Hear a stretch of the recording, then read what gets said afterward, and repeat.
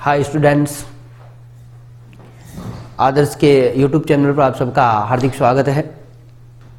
मैं रामचंद्र राय का राजस्थान जी के एक्सपर्ट, राजस्थान के बारे में मैं आप सब लोगों को विशेष जानकारी दूंगा। दोस्तों, हमने मेवाड़ साम्राज्य के बारे में पढ़ा था। आज हम लोग मारवाड़ साम्राज्य के शासकों की बात करेंगे जो आपके सिलेबस के अनुसार। तो दोस्तों, बात करते हैं मारवाड़।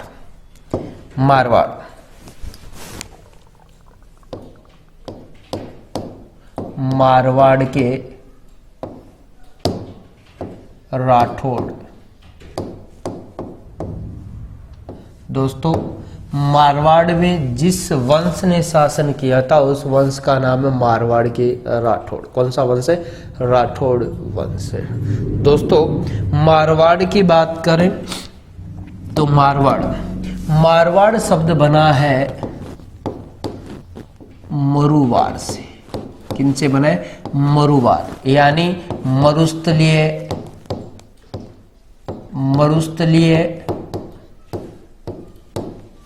भूमि।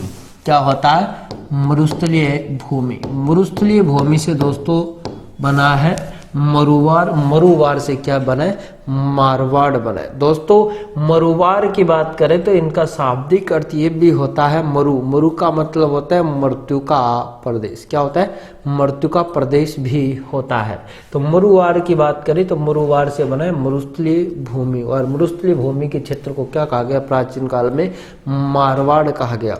दोस्तों, मारवाड़ की बात करें तो ये राजस्थान के उत्तर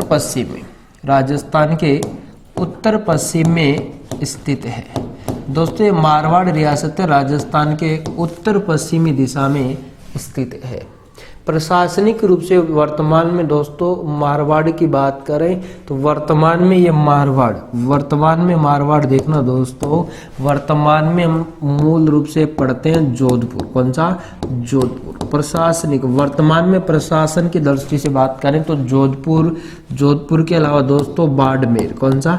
बाड़मेर के अलावा दोस्तों जालोर। कौन सा? जालोर के अलावा दोस्तों पाली। कौन सा? पाली के अलावा दोस्तों नागौर। कौन सा है? नागौर के अलावा दोस्तों किशनगढ़। कौन सा है? किशनगढ़। अजमेर के आसपास का जो क्षेत्र है दोस्तों वर्तमान में प्रशासनिक दृष्टि से बात करें तो मारवाड़ के अंतर्गत आता है।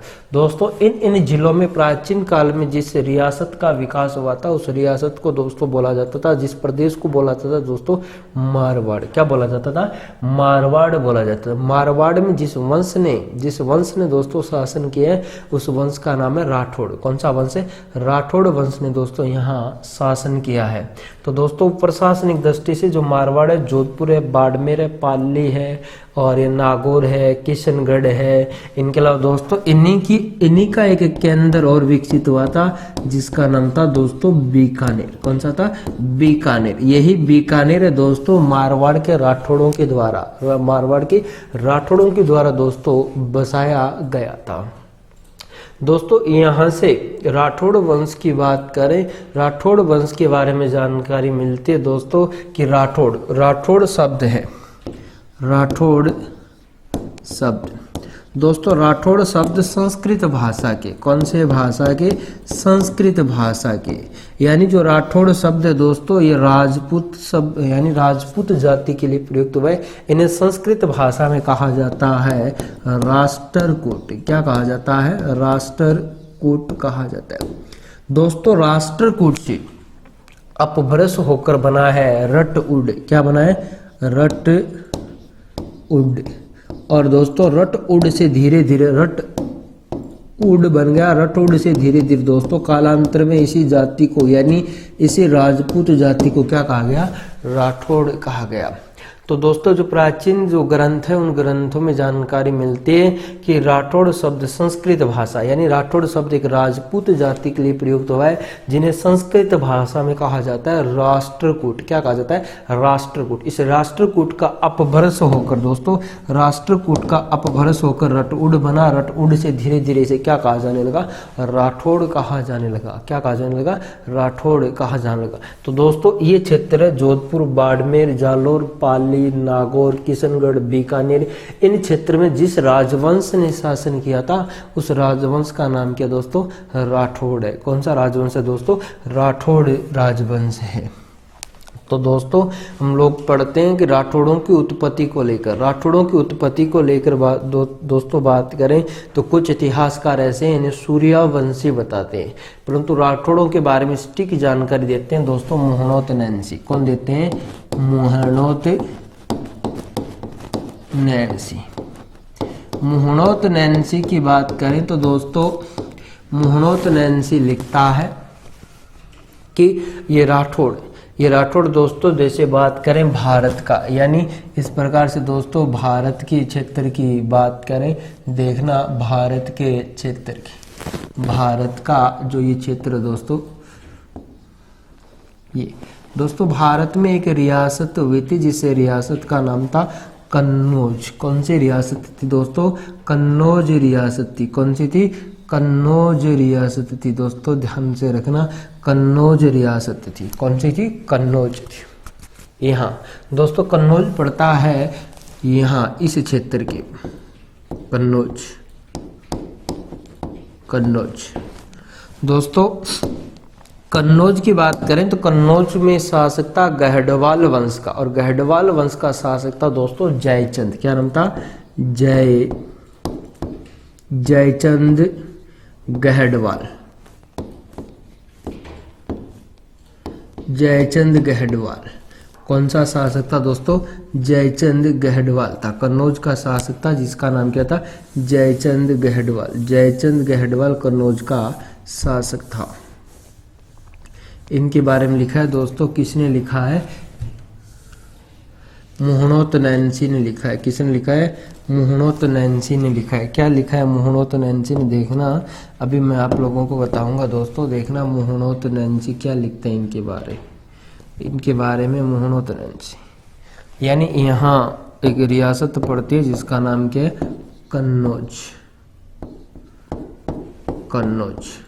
कन्नौज का शासक था जिसका नाम था जयचंद। क्या नाम था? जयचंद गहडवाल। जयचंद गहडवाल। दोस्तों क्या होता है कि भारत के इतिहास में बात करें तो दोस्तों यहाँ पड़ता है अजमेर। कौन सा? अजमेर राजस्थान में पड़ता है दोस्तों अजमेर का दोस्तों हम लोग पढ़ते हैं कि यहाँ का शासक था जिसका नाम था पृथ्वीराज चौहान तृतीय। क्या नाम था? पृथ्वीराज चौहान तृतीय। इनके शासनकाल में दोस्तों इतिहास प्रसिद्ध 2 युद्ध होते हैं, त्राइन का फर्स्ट और त्राइन का सेकंड युद्ध। कौन सा होता है? त्राइन का सेकंड युद्ध। त्राइन के सेकंड युद्ध की बात करें तो दोस्तों ये लड़ा गया था 1192 ईस्वी। इस युद्ध की बात करें तो दोस्तों ये 2 व्यक्तियों के मध्य लड़ा गया था त्राइन का युद्ध। एक व्यक्ति था जिसका नाम था मोहम्मद गोरी। क्या नाम था? मोहम्मद गोरी। और एक था दोस्तों अजमेर का शासक, अंतिम हिंदू शासक जिसका नाम था पृथ्वीराज चौहान तृतीय। कौन था? पृथ्वीराज चौहान तृतीय के मध्य लड़ा गया था त्राइन का द्वितीय युद्ध। इस युद्ध में दोस्तों पृथ्वीराज चौहान तृतीय पराजित हो जाता है, मारा जाता है और इनके अजमेर साम्राज्य पर मोहम्मद गोरी का अधिकार हो जाता है। दोस्तों यहाँ से जानकारी मिलती है कि इस युद्ध का जो कारण माना जाता है वो माना जाता है जयचंद गहडवाल और जयचंद गहडवाल की पुत्री पृथ्वीराज, और इनका किसी भी प्रकार का कोई चक्कर था, इनका प्रेम विवाह हो जाता है और ये कोई दरबार बुलाता है, उस दरबार में इनका अपमान हो जाता है जयचंद गढ़वाल का, और जयचंद गढ़वाल इस अपमान का बदला लेने के लिए मोहम्मद गोरी को भारत में आक्रमण करने के लिए आमंत्रित करता है दोस्तों। कुछ समय के बाद में दोस्तों यहाँ इन दोनों के मध्य मोहम्मद गोरी, किन किन के बीच में, मोहम्मद गोरी और जयचंद गढ़वाल के मध्य दोस्तों ध्यान रखना 1194 ईस्वी में एक युद्ध होता है जिसका नाम था चंदावर का युद्ध। कौन सा होता है? चंदावर का युद्ध होता है दोस्तों। किन किन के बीच में? मोहम्मद गोरी और जयचंद गढ़वाल के बीच में होता है। और इस चंदावर के युद्ध में दोस्तों जयचंद गढ़वाल मारा गया और इनके कन्नौज पर अधिकार हो जाता है किसका? मोहम्मद गोरी का। कन्नौज पर मोहम्मद गोरी का अधिकार होने के कारण यह इनका पुत्र था जिसका नाम था हरीश चंद्र। किसका पुत्र? जयचंद का, जिसका नाम क्या था? हरीश चंद्र। और इनका एक भतीजा था जिसका नाम था सेतराम। क्या नाम था? सेतराम। ये दोनों को दोस्तों कन्नौज छोड़ना पड़ा और ये कन्नौज छोड़कर चले जाते हैं दोस्तों बदायूं। कहाँ चले जाते हैं? बदायूं चले जाते हैं। बदायूं चले जाते हैं दोस्तों। बदायूं चले जाते हैं दोस्तों। यहाँ सेतराम का एक पुत्र होता है दोस्तों जिसका नाम था राव सिंह। क्या नाम था?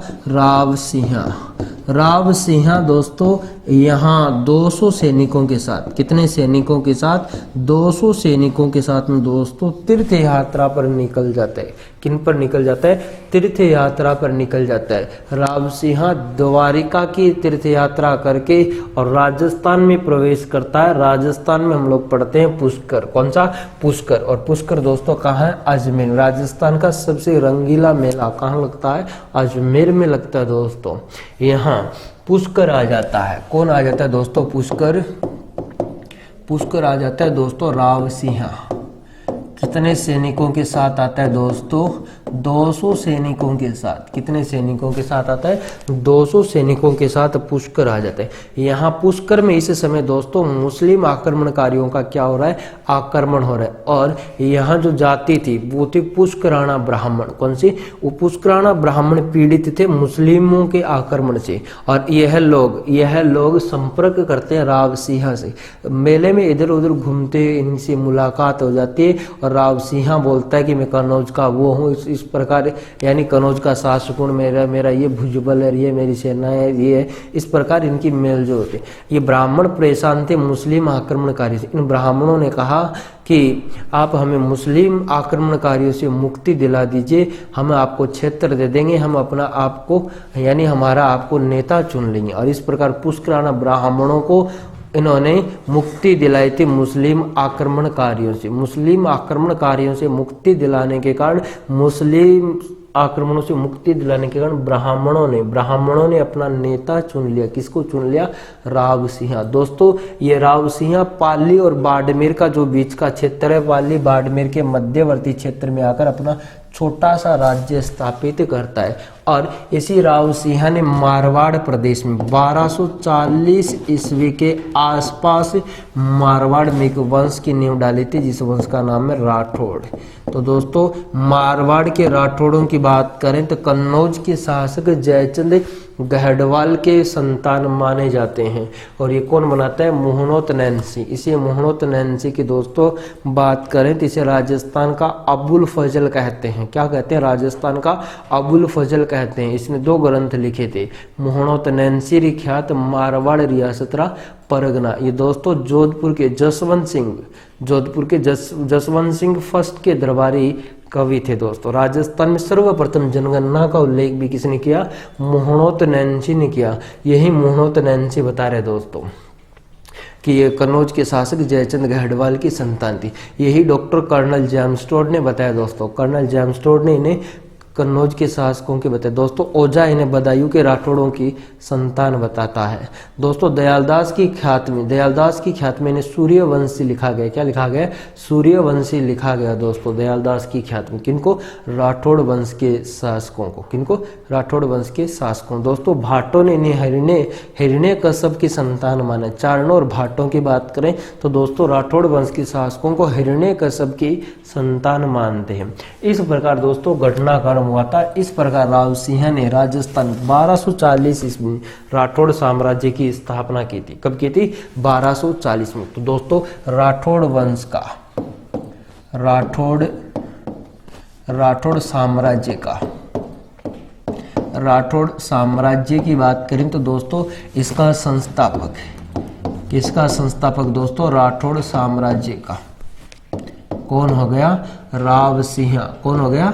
राव सिंह हो गया दोस्तों, राव सिंह। राव सिंह। इस राव सिंह की बात करें तो दोस्तों इसने 1240 ईस्वी में मारवाड़ में किस वंश की नींव डाली थी? राठौड़ वंश की, यानी राठौड़ साम्राज्य की नींव डाली गई थी। इसी कारण राव सिंह को राठौड़ों का क्या कहा जाता है दोस्तों? आदि पुरुष कहा जाता है दोस्तों, आदि पुरुष कहा जाता है। यह राठौड़ साम्राज्य का संस्थापक या राठौड़ साम्राज्य का आदि पुरुष कहा जाता है। किसको कहा जाता है? राव सिंह को। दोस्तों राव सिंह के बारे में जानकारी मिलती है 1273 ईस्वी में एक शिलालेख लिखा गया था जिसका नाम था बिट्ठू गांव का। कौन सा? बिट्ठू गांव का। बिट्ठू गांव का शिलालेख। इस शिलालेख में जानकारी मिलती है किसके बारे में मिलती है? राव सिंह से। इसमें जानकारी मिलती है कि सोलंकियों ने सोलंकी राव सिंह से प्रभावित होकर अपनी पुत्री पार्वती का विवाह करवा दिया था। किसके साथ? राव सिंह के साथ करवा दिया था। दोस्तों ये मुस्लिम आक्रमणकारियों के साथ लड़ता हुआ मारा गया था। कौन मारा गया था? राव सिंह। बाद में बात करते हैं दोस्तों राव सिंह के आगे की। राव सिंह के बाद में दोस्तों शासक बना था जिसका नाम था राव आस्थान। क्या नाम था? राव आस्थान। ये दोस्तों कई के जगह से आस्करण भी लिखा गया है, ध्यान रखना। इन्होंने अपनी बची शक्ति को मुंदोच गांव में, कौन से गांव में? मुंदोच गांव में संगठित की थी। और यह भी मुस्लिम आक्रमणकारियों से दोस्तों कई जगह जानकारी मिलती है कि जलालुद्दीन खिलजी के साथ संघर्ष करता हुआ मारा गया था 1291-92 में। कौन मारा गया था? आस्थान मारा गया था, गायों के लिए मारा गया था दोस्तों। आस्थान के बाद में दोस्तों शासक बना था जिसका नाम था राव दुहड़। क्या नाम था? राव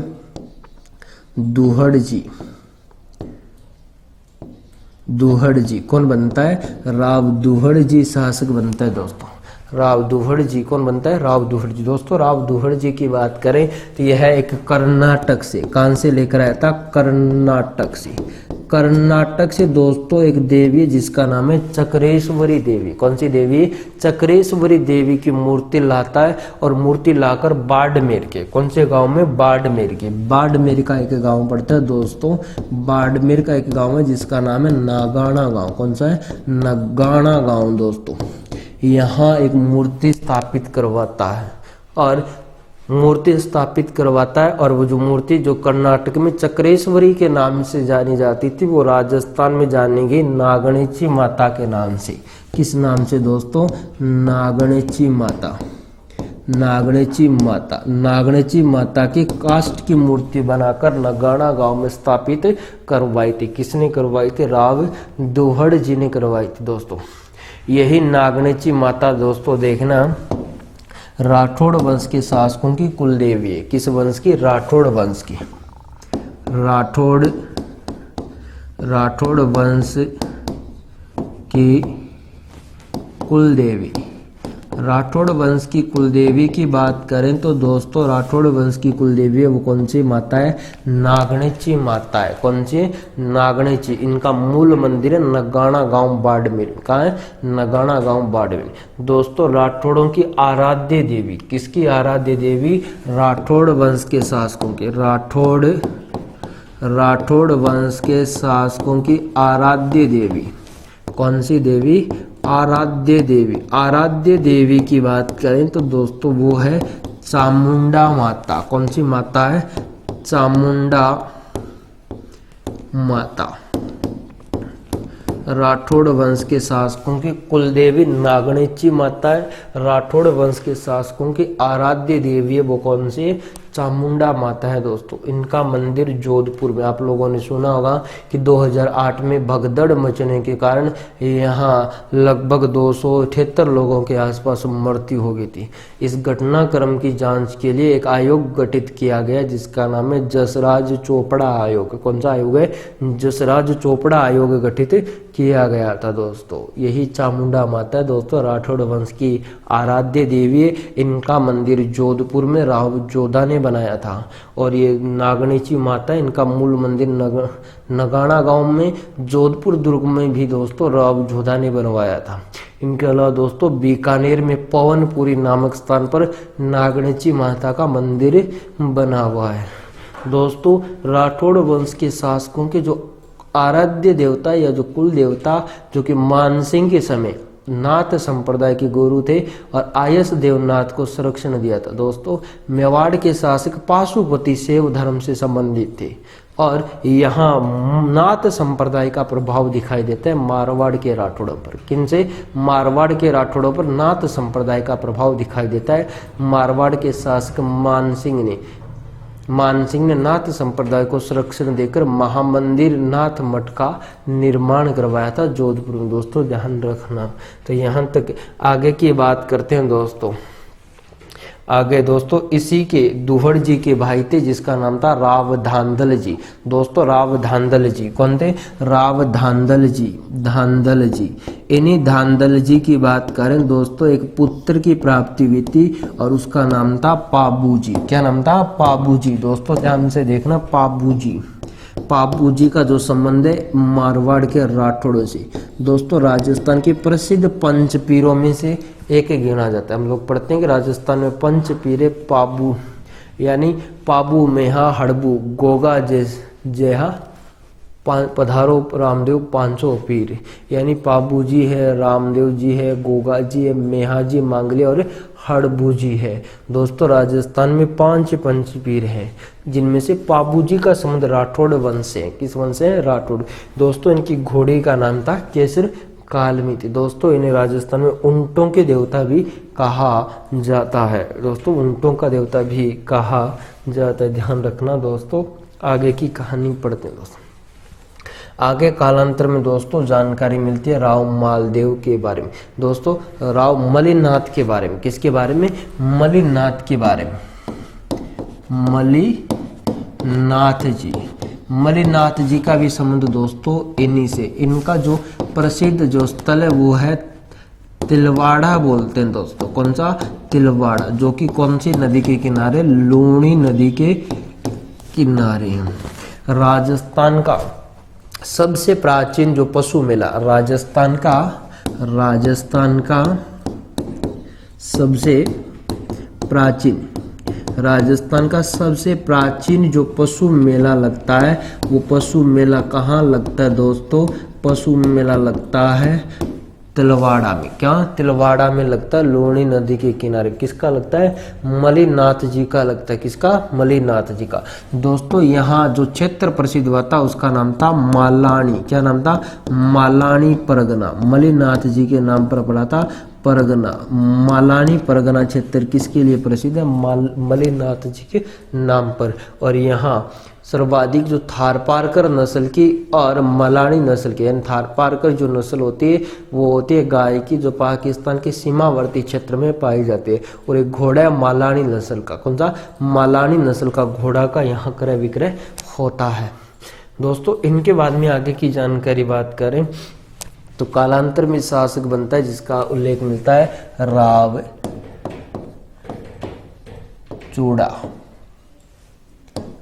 चूड़ा।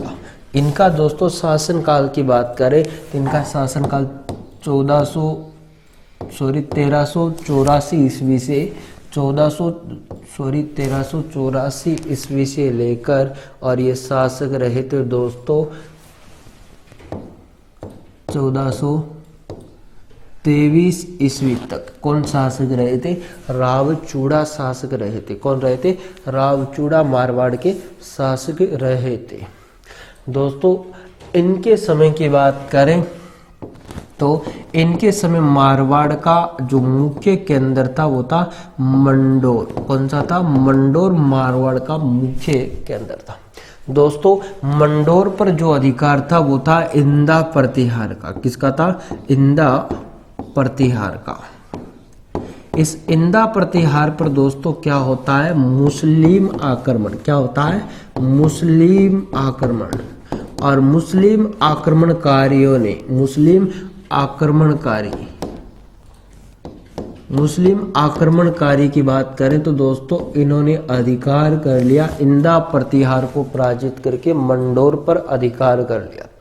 दोस्तों क्या होता है? इस संघर्ष में इंदा प्रतिहार सहयोग लेता है रावचूड़ा का। रावचूड़ा इस संग्राम में वीरता दिखाता है और वीरता से प्रसन्न होने के कारण यह इंदा प्रतिहार इन्हें मारवाड़ साम्राज्य का मंडोर दे देता है। दोस्तों ये रावचूड़ा क्या करता है? दोस्तों यह मुस्लिम शासकों को पराजित करके मंडोर पर क्या कर लेता है? अधिकार कर लेता है। मंडोर पर अधिकार कर लेता है। तब यह इंदा प्रतिहार इनसे प्रसन्न हो गए थे और ये इन्हें प्रसन्न होकर और अपनी पुत्री जिसका नाम था किशोर कंवर, क्या नाम था? किशोर कंवर। किशोर कंवर की बात करें तो किशोर कंवर का विवाह करवा दिया। दोस्तों किशोर कंवर का विवाह करवा दिया। किसके साथ विवाह करवा दिया? किसके साथ करवा दिया दोस्तों? रावचूड़ा के साथ। क्या करवा दिया? विवाह करवा दिया। विवाह करवा। दोस्तों इनके एक संतान हुई थी जिसका नाम था राव कान्हा। क्या नाम था? राव कान्हा। इनकी कोई संतान हुई थी। तो दोस्तों किशोर कंवर के साथ में विवाह करवा दिया। विवाह में इन्हें दहेज में दे दिया मंडोर। क्या दे दिया? दहेज में मंडोर दिया गया था रावचूड़ा को। तो दोस्तों रावचूड़ा ने मंडोर को मारवाड़ साम्राज्य की, मारवाड़ के राठौड़ों की, किसकी? मारवाड़ के राठौड़ों की, मारवाड़ के राठौड़ों की राजधानी बनाई थी। मंडोर को मारवाड़ के राठौड़ों की राजधानी किसने बनाई? रावचूड़ा ने। किसने? रावचूड़ा ने बनाई थी। दोस्तों ध्यान रखना, इंदा प्रतिहार ने इन्हें मंडोर दहेज में दिया। अपनी पुत्री किशोर कंवर का विवाह करवाया। दोस्तों रावचूड़ा की दूसरी रानी थी और दूसरी रानी के बारे में कई इतिहासकार इसे सूरज कंवर के नाम से संबोधित करते हैं। उस सूरज कंवर के दो संतान थी। एक का नाम था रणमल। क्या नाम था? रणमल। एक पुत्री थी जिसका नाम था हंसाबाई। क्या नाम था? हंसाबाई। दोस्तों यही हंसाबाई वो है जो मेवाड़ के महाराणा, क्या नाम था? मेवाड़ के महाराणा मेवाड़ का महाराणा था। कहाँ का महाराणा था? मेवाड़ का। मेवाड़ के महाराणा लाखा के साथ लगभग कई इतिहासकार इनके 60 वर्ष के 80 वर्ष बताते हैं कि मेवाड़ के महाराणा लाखा के साथ विवाह करवाया गया हंसाबाई के साथ। तो दोस्तों ये मेवाड़ मारवाड़ का विवाह समझौता माना जाता है, जो कि हंसाबाई और राणा लाखा का विवाह समझौता। दोस्तों रावचूड़ा पर जो सर्वाधिक प्रभाव था इनकी पत्नी किशोर कंवर का। किसका प्रभाव था? किशोर कंवर का। किशोर कंवर के प्रभाव में रावचूड़ा ने मारवाड़ का उत्तराधिकारी किसको घोषित कर दिया? राव कान्हा को घोषित कर दिया। वास्तविक रूप से मारवाड़ का उत्तराधिकारी बनना चाहिए था रणमल। कौन बनना चाहिए था? रणमल को नहीं बनाकर इसने राव कान्हा को मारवाड़ का क्या बना दिया? उत्तराधिकारी। रणमल यहाँ से नाराज होकर मारवाड़ चला जाता है। रणमल यहाँ से नाराज होकर मेवाड़ चला जाता है। मेवाड़ के राणा लाखा के साथ अपनी सशर्त अपनी बहन का विवाह करवाता है और मेवाड़ में उच्च पद पर नियुक्त हो जाता है। यानी मेवाड़ की प्रशासनिक सेवा में शामिल हो जाता है। कौन शामिल हो जाता है? रणमल। आगे देखना दोस्तों, आगे की कहानी बताता हूं। आगे इसके बाद में शासक बना था राव कान्हा। कौन बना था? राव कान्हा। राव जो कान्हा है इनका शासनकाल दोस्तों 1423 से लेकर 1427 माना जाता है। 1427 ईस्वी तक। दोस्तों ये मारवाड़ का एक उत्तराधिकारी शासक था। कुछ लोग तो कहते हैं कि भाटियों ने इनकी क्या कर दी, हत्या। कई चारणों और भाटों के ख्यातों में लिखा गया है कि इस राव कान्हा की हत्या किसके द्वारा की गई, करणी माता के द्वारा इसकी हत्या कर दी गई थी। दोस्तों किसकी हत्या कर दी गई थी, राव कान्हा की। दोस्तों राव कान्हा की हत्या करने के बाद मारवाड़ का शासक बन जाता है रणमल। कौन बन जाता है, रणमल। रणमल मारवाड़ का शासक कौन बनता है, रणमल, जिनका शासनकाल 1427 ईस्वी से लेकर 1438 ईस्वी तक शासक रहता है। किसका रहता है, रणमल का शासनकाल रहता है। दोस्तों अभी पढ़ा है कि रणमल की एक बहन थी जिसका नाम था हंसाबाई। हंसाबाई का विवाह करवाया गया किसके साथ, मेवाड़ के महाराणा लाखा के, जिसे लक्ष्य सिंह कहते हैं। उनको एक संतान प्राप्त हुई थी जिसका नाम था मोकल। क्या नाम था, मोकल की जो प्रारंभिक जो शासन व्यवस्था है, प्रशासनिक व्यवस्था है, उस व्यवस्था को किसने संभाला था दोस्तों, रणमल ने। किसने संभाला था, रणमल ने संभाला था। दोस्तों ये था मेवाड़ में। कहाँ था, मेवाड़ में। दोस्तों मेवाड़ में हम पढ़ते हैं कि राजपूतों के जब विवाह होता था उन्हें दहेज में जो दासी और दासी दिया जाता था, यानी यहाँ एक प्रथा चलती थी जिसका नाम था डावरिया। क्या होता था, डावरिया। दोस्तों मारवाड़ से एक सुंदर सी दासी गई हुई थी, यानी हंसाबाई के साथ में, और उसका नाम था भारमली। क्या नाम था, भारमली। क्या नाम था, भारमली नामक दासी। और भारमली के साथ इनका चक्कर चलता था। किसका चक्कर चलता था, रणमल का। ये अत्यधिक सुंदर थी, सुंदर होने के कारण इस रणमल का इनके साथ चक्कर चलता था। दोस्तों क्या हुआ कि रणमल भारमली के सहयोग से एक षड्यंत्र रचकर महाराणा कुंभा को मेवाड़ साम्राज्य से समाप्त करना चाहता था। मेवाड़ पर अधिकार करना चाहता था। कौन चाहता था, रणमल करना चाहता था। परंतु महाराणा कुंभा कूटनीतिज्ञ शासक था, हमने पढ़ा है। इसी महाराणा कुंभा ने 1438 ईस्वी में, कब, 1438 ईस्वी में इसी भारमली के सहयोग से, 1438 ईस्वी में इसी भारमली के सहयोग से कौन से दुर्ग में, चित्तौड़गढ़ में, कौन से, चित्तौड़गढ़ दुर्ग में हत्या करवा दी। किसकी हत्या करवा दी, रणमल की हत्या करवा दी। दोस्तों उल्लेख मिलता है कि रणमल की हत्या के समय इनका पुत्र था जिसका नाम था राव जोधा। क्या नाम था, राव जोधा भी उपस्थित था। राव जोधा को पता चलता है, यहाँ के सामंतों ने बताया कि राव जोधा भाग सके तो भाग, तुम्हारो रणमल तो मारियो गयो। यानी राव जोधा तुम्हारो रणमल, तुम्हारो पिता रणमल तो मारियो गए, अगर तू भाग सके तो भाग ले। तब उल्लेख मिलता है कि राव जोधा भाग जाता है मंडोर। कहाँ भाग जाता है, मंडोर। मंडोर में कुंभा के द्वारा पीछा करना, कुंभा मंडोर पर अधिकार कर लेता है। तब ये भागता है बीकानेर की तरफ। कहाँ भागता है, बीकानेर के पास में एक ग्राम पड़ता है जिसका नाम था काहुनी गांव। कौन सा है, काहुनी गांव में जाकर शरण लेता है। कौन शरण लेता है, राव जोधा शरण लेता है। दोस्तों कालांतर में क्या होता है, एक संधि होती है। कौन सी संधि होती है, 1453 ईस्वी में। कब होती है, 1453 ईस्वी में। 1453 ईस्वी में हम लोग दोस्तों पहले भी पढ़ चुके हैं कि हंसाबाई के नेतृत्व में 1453 ईस्वी में एक संधि होती है इतिहास में, जिसे बोलते हैं आवल बावल की संधि। कौन सी बोलते हैं, आवल बावल की संधि। आवल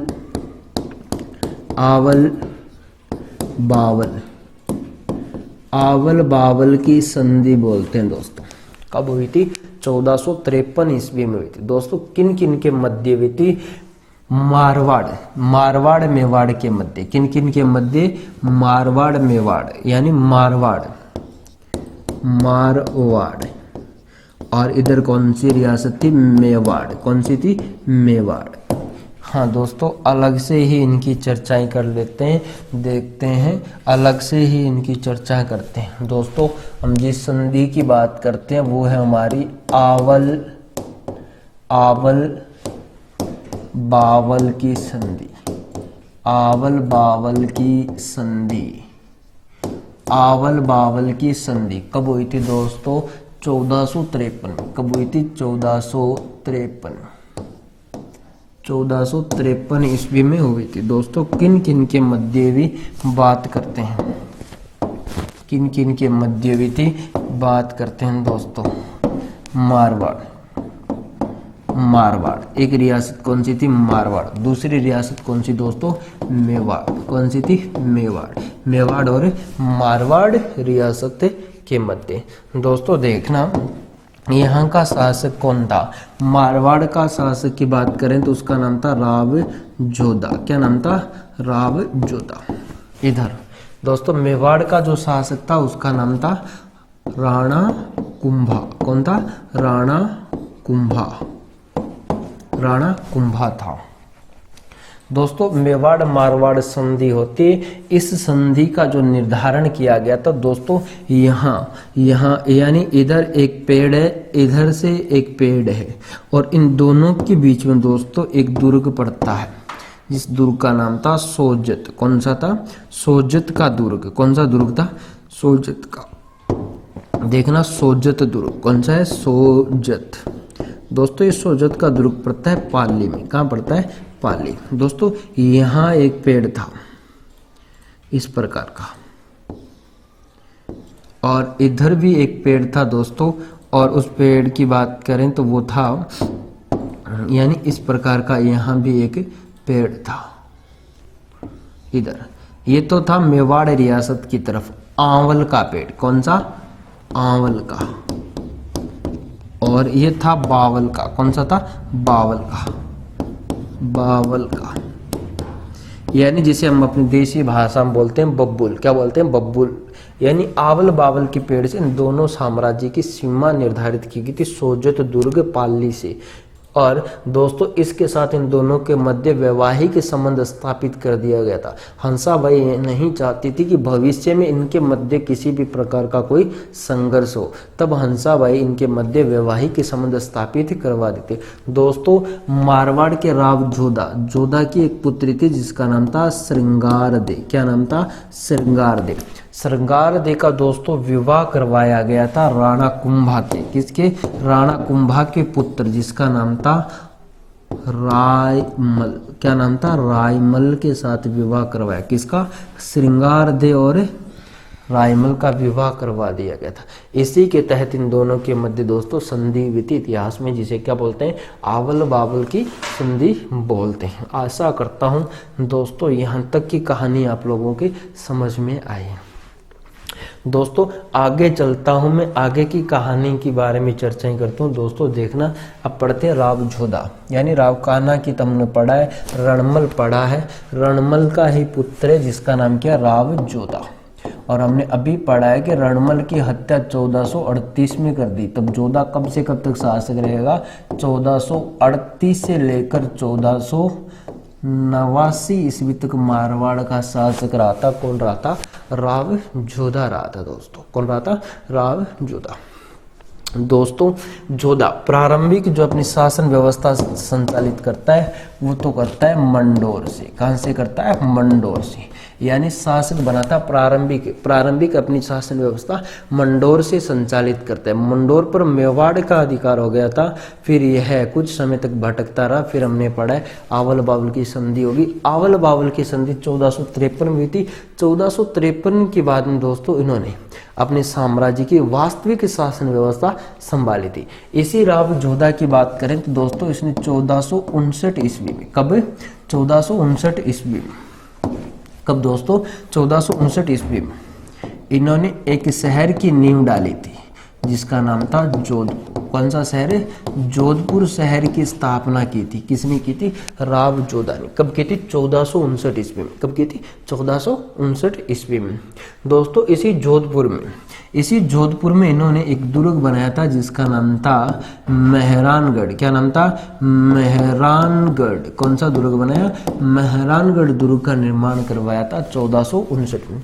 दोस्तों ये मंडोर से अपनी अपनी राजधानी स्थानांतरित कर देता है, यानी अपनी नवीन राजधानी बनाता है। किसको बनाता है? जोधपुर को। किसको बनाता है? जोधपुर को बनाता है, क्योंकि इसने मेहरानगढ़ दुर्ग का क्या करवा दिया? निर्माण करवा दिया दोस्तों। किसने करवा दिया? राव जोधा ने करवाया था दोस्तों। इसी के साथ दोस्तों मारवाड़ में सामंत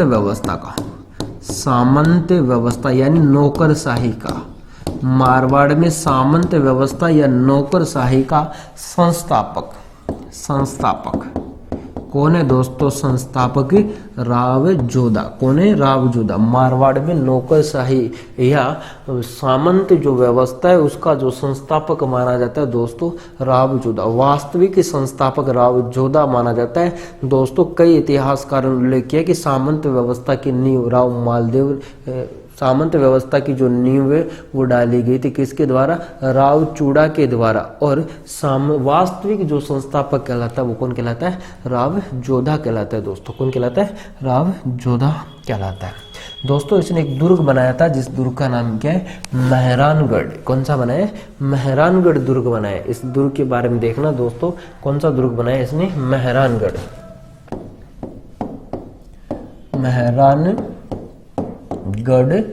दुर्ग दोस्तों। ये दुर्ग बनाया गया था, इसके द्वारा एक पहाड़ी है जिसका नाम है चिड़िया टुक्की। कौन सी है? चिड़िया टुक्की पहाड़ी पर बनाया गया। किस दुर्ग को बनाया गया? मेहरानगढ़ दुर्ग दोस्तों। इसका निर्माण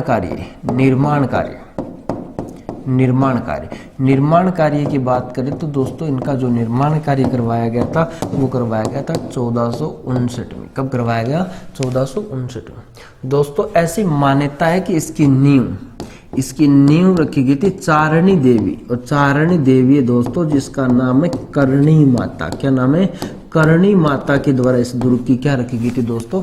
नींव रखी गई। किसकी नींव रखी गई? मेहरानगढ़ दुर्ग की दोस्तों। ऐसा उल्लेख मिलता है कि यहाँ एक व्यक्ति का बलिदान दिया गया था, और उस बलिदान की बात करें तो दोस्तों एक मेघवाल जाति का व्यक्ति था जिसका नाम था राजा राम, या कई लोग इसे राजा बहमी भी बोलते हैं। राजा राम नामक व्यक्ति का बलिदान, यानी इसे जिंदा चिनवाया गया मेहरानगढ़ दुर्ग दोस्तों। इस दुर्ग के अनेक उपनाम हैं।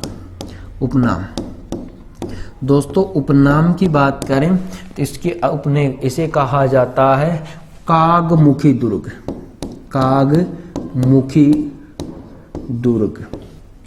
दोस्तों। इसी दुर्ग को कहा जाता है मयूर ध्वजगढ़। क्या कहा जाता है? मयूर ध्वजगढ़ दोस्तों। इसे कहा जाता है सूर्यगढ़। कौन सा गढ़ कहा जाता है? सूर्यगढ़ कहा जाता है दोस्तों। इसे कहा जाता है गढ़ चिंतामणि। क्या कहा जाता है? गढ़ चिंतामणि। क्या कहा जाता है? गढ़ चिंतामणि भी कहा जाता है। किस दुर्ग को कहा जाता है? मेहरानगढ़ दुर्ग को कहा जाता है दोस्तों। राव जोधा ने मेहरानगढ़ दुर्ग में 2 मंदिर बनवाए थे। एक तो बनवाया था नागणची माता का। किसका बनवाया? नागणची माता, जो कि राठौड़ वंश के शासकों की कुल देवी है दोस्तों। एक मंदिर बनाया गया था, वो बनाया गया था चामुंडा माता का। चामुंडा माता ये राठौड़ वंश की आराध्य देवी दोस्तों। राव जोधा की पत्नी थी जिसका नाम था जसमा देहाड़ी। क्या नाम था? जसमा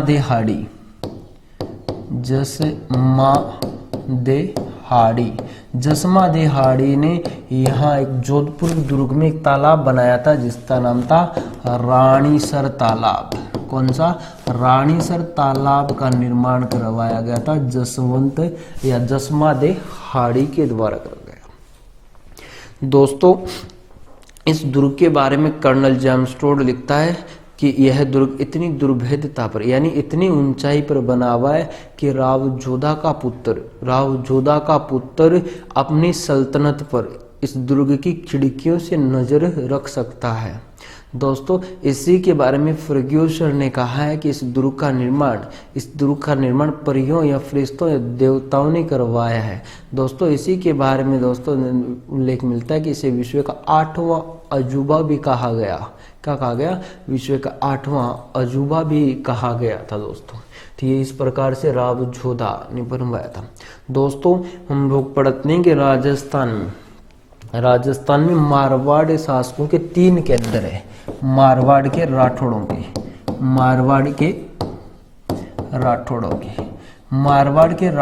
के 3 केंद्र है दोस्तों। कितने केंद्र है?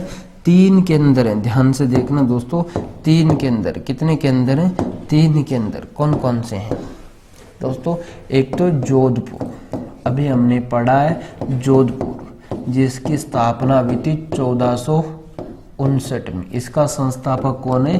रावजोधा। कौन है? रावजोधा। दूसरा देखना दोस्तों, दूसरा केंद्र है बीकानेर। कौन सा है? बीकानेर के राठौड़। बीकानेर के राठौड़ों की स्थापना की गई थी राव बीका के द्वारा 1465 ईस्वी। जी हाँ दोस्तों, बीकानेर के राठौड़ों की स्थापना 1465 ईस्वी में की गई थी। किनकी?